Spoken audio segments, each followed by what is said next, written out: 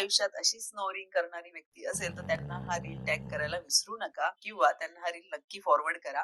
हे थोडी माहिती जाणून घेणार आहोत आणि त्यावरचा उपाय नक्की सांगणारे व्हिडिओ शेवटपर्यंत नक्की बघा. हा मूळतः वात आणि कफदोषाच्या इम्बॅलन्समुळे होणारा त्रास आहे.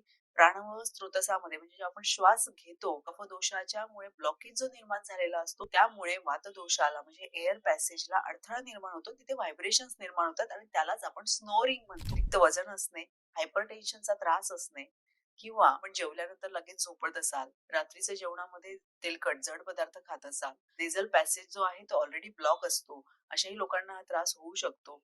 याच्यावर उपाय काय? तर अणुतेल नावाचं नस्याची बॉटल तुम्हाला बाजारात मिळेल. त्याचं प्रतिमर्श नस्य म्हणजे दैनंदिन करण्यायोग्य नस्य नावाचं पंचकर्म तुम्ही घरच्या घरी करू शकतात.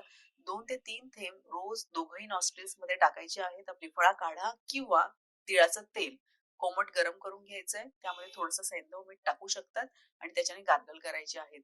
तसेच तुळशी किंवा पुदिना असे ज्या वनस्पती आहे ते तुम्ही वाफ घेऊ शकता त्या पाण्याची. सर्वात महत्वाचे आपण वजन नियंत्रित राहील यासाठी प्रयत्नशील राहावे. वेदाने पूर्ण शास्त्रोक्त पद्धतीने नस्य नावाचं पंचकर्म करून घेता येतं. ते तुमच्या जवळच्या आयुर्वेदिक वैद्यांकडे त्याबद्दल विचारणा करा. तसेच अनुलोम विलोम भ्रामरी हे प्राणायाम करायला विसरू नका. धन्यवाद.